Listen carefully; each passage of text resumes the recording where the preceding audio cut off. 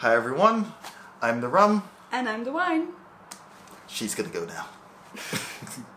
So today I'm very excited to talk to you about our travels. But it's not gonna be like where we went and what we saw. It's a bit of a look behind the scenes about how we plan our travels, because that's a question we've been getting and it's something we love talking about, especially I. So if you may spreadsheets, all Yes. the spreadsheets. If you know me, planning and spreadsheets and stuff is stuff that makes me happy, so this is a very happy video for me. Basically, what we want to do is try and explain to you how we, not to scare anyone away, but forecast the cost of how much it's gonna cost us to go on holiday, and then try to see where we want to go, how long we can afford to go for, and what kind of stuff we can afford to do. So let's get started. Yes, and if that sounds interesting to you, please subscribe, like the video. Yeah, as you can see, we love travel and we also love numbers, so we're probably gonna dig into a bit more financial stuff as well. So join us if you want more of that. And enough of me talking, let's go. Hi, I'm Julia, the wine. Hi, I'm Samora, the rum. We met in London, fell in love, and moved to Ireland. We share tips on being an expat, travel, cultural experiences, and living life efficiently. So one of the first things you have to do when you're starting off is actually research and figure out, do I have the resources for this travel? Now, we usually go between, obviously, Barbados and Austria a lot. And one of the things is that for longer travel, it's going to be a bigger budget. One of the interesting things we actually realize is that for one of the bigger costs, the first cost actually, are you able to get there? It's actually from our latest Edinburgh trip. The flights were only 11% of our actual cost of staying there.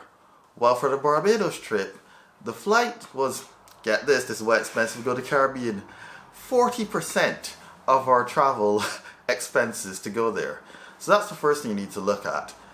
If you can actually afford to get to the place, because next, as we're going to discuss in the following topics, you got to look for other things like accommodation and food, etc. that to know, hey, can I actually do this travel thing? In addition, another thing to factor in before you even book the flights is that if you need a visa, because that can be a really added on cost and also might affect when you can actually book the flight, because sometimes it's recommended get your visa before you actually book the flight, because it may not be ready in time. Luckily, Julia has like the 5th most powerful passport in the world. I'm at 23, good job Barbados, but let's get a bit higher on the list. So for most places we have to travel, you know, don't need a visa. Haven't encountered anywhere yet that we will have to need a visa for. Well, you don't need a visa. I would need a visa for the States, but that's another story altogether. Alright, let's get on to point number 2. Yep. Yes, I had to remember how many fingers to hold up, because it was confusing me that I was seeing them in the camera. So the second step is, once you've decided where you want to go, for example, how we decided we want to go to Edinburgh, is then to try and decide how long you can afford to go. Obviously you have probably constraints like you only have so much vacation days, or you have school starting back up, exams, whatever situations you might have where you can't leave the dog that long alone. Poor dog. Poor hypothetical dog. But once you've decided sort of your framework, how many days you can have from that side, you also need to figure out how many days can you actually afford to stay there. So what my first step usually is, which is one of my favorite steps, is trying to research the location, because you also don't want to spend too much time in a place where you decide in the end it's like, okay, that isn't actually that much to do and we're just kind of hanging out here, instead of, it could have split it into 2 vacations and explored 2 different cities. So this is the fun part where you get to go on all the tourism websites, blogs, YouTube. Yeah, stuff that she does. Yeah, lots of research fun, and be like, what are like the sort of the must-sees, what are the hidden spots, what are cool things you can do, cool activities, are there cool hiking paths or something, because we like nature. So something I look out for as well is, what are some cool, like in Edinburgh you can hike up an extinct volcano, which is pretty awesome. So we'd look up stuff like that. If you're more interested in food, maybe you look up, are there cool food places? Or if you're very interested in history, you might look up, are there cool history museums or art museums? Anything you're interested in and care about when you go on holiday. So once you've done sort of a list of stuff you'd like to do, like in the place itself, or maybe also day trips that you want to go to, then you can try and sort of get an idea for how long it would take you to do these things. So for day trips, I usually schedule about a day, unless the day trip is like just to sort of the suburbs of the place we're staying in.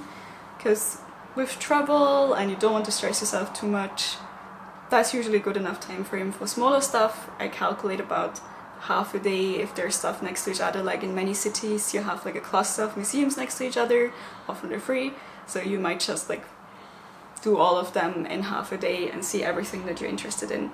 So once you have your list, you get about an idea of how many days it would take you to do all the things you actually want to do. And then we get into the next part where it comes to doing the actual cost, looking at accommodation. How much would it actually cost to stay that many days in the city? So step number 3, like I said, is the accommodation. When we want to go to a city like Edinburgh, usually we look at Airbnb. Not just because it's a popular platform, but what we like about it is that often you get to stay in a bit more kind of residential places, so you get a much better feel for what it's actually like to live in the city and what the city is actually like. And oftentimes everything around it is just cheaper.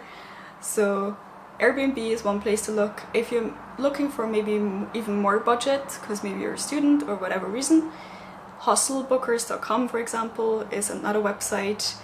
Lots of different places, not necessarily all hostels, not necessarily all dorm rooms. There's a million sites like that.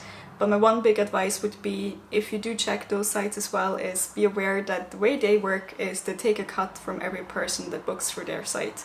So it could be that if you go to the hostels or hotels actual website, you'll find the prices are cheaper. Not necessarily always the case, sometimes maybe they're more expensive for whatever reason, but it's always good to double check if you're looking for deals. Check other comparison platforms and check the hotels or hostels website itself, because sometimes you can get really good deals there. So step number 3 is trying to figure out how much accommodation is going to cost you. An easy way to do it is with Airbnb. It's what we use a lot, so we'd look at certain areas we would like to stay in and then just try and see, including with the service charges that they sometimes add on top, how much it would actually be if you type in the dates, because it can also be different depending on which dates you want to go for. Edinburgh, good example, you have the Fringe Festival in August, prices just go up like crazy. So you can also try out putting in different dates to see what the prices might be based on events that you don't know are going on in the city. If you don't want to use Airbnb, if you want like a classic hostel or hotel, there's tons of different websites, like comparison websites. Just one thing to be aware of is that the way these sites work is usually they get a cut if someone makes a booking through their website. So if you go to the hostel or hotel's actual website, you sometimes find cheaper prices than on the comparison website. So it's always good to double check to see if maybe you can save, maybe not much, but maybe just 1 or 2% of the price there as well. And then once you have an idea of what kind of place you'd like to stay in, you just multiply that by how many nights, based on how many sites and activities you want to do, how many days you want to stay in, and then you get a pretty good idea of how much accommodation is going to cost. I think out of all my forecasting for how much a trip is going to cost, accommodation was the easiest, because if you have a good idea of what kind of place you like to stay in, maybe also what kind of area, depending on the things you want to see, because you'd probably choose an area that's close to that, you get a very good idea of a realistic cost for accommodation. Yeah, I was freaking out there a bit. I was just like, is Julia going to talk over my points there when she started talking about seasons and stuff? But no, I still have something to talk about. The world is saved. So, moving on to the next point, it's basically when you would go. As Julia mentioned with the accommodation, a lot of times based on the season, like for example she gave the example of the Fringe Festival, prices will just shoot up. And that's for flights as well, not just accommodation, almost everything. So what we like to do, for example, Caribbean, I don't go there for carnival time. However, everything's a bit through the roof. I kind of try to do the period before or after. The same thing in the winter prices. So that was one of the recommendations we would also say, that check for the country or wherever city you're going, what festivals or fun activities they may have.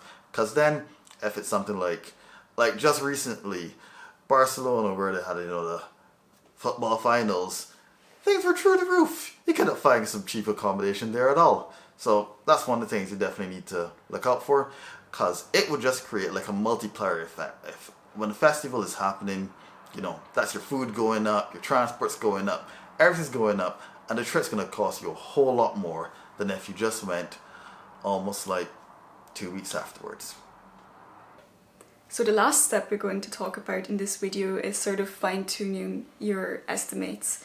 So one of those is calculating the transport within the country. Like if you're going to Vienna and you're staying in Vienna, you get a weekly ticket that's like 15 euro last time I lived there, maybe it's like 16 or 17 euro now. It's not a lot, and you can take any transport, any tram, bus, train, whatever. If you go to a different city, if you go to London, you probably spend that amount of money in a day. Yep. Yeah, don't miss those times. But so, sorry, this took me out now. See, she got so confused thinking about the prices, because where we used to go to university, it was like you used to spend 18 quid just going into London for a day. For a student, that's a real lot. Yeah, so if you're going to London, make calculating your transport cost a priority, because it will be. If you're going to other places, it's usually enough to just go into like public transport website, check out how much a day ticket, a weekly ticket costs. If you want to rent a car, because with some places you probably have to, just get an idea of how much that would be, how much gas would be. And then you get a fairly good idea of how much it would be. With lots of European cities, actually, if you get a place that's close enough to the centre, you probably don't have to take any transport at all unless you're going on day trips, like how we did with Edinburgh. So that probably saved us a bit of money, and also we just enjoy walking a lot, so win-win. Another thing that, depending on where you're going, again, London, horrible example for this, is how much will it actually cost to do the attractions if you want to do. Like in London, you want to do the London Eye, you want to do the Tower of London, that's going to be a lot of money. Other places, probably not as much of an impact, but it's always good to double check if there's certain things you definitely want to do. Check the ticket prices, like stuff like visiting castles or certain activities, if you want to do like some adventure park or theme park or something.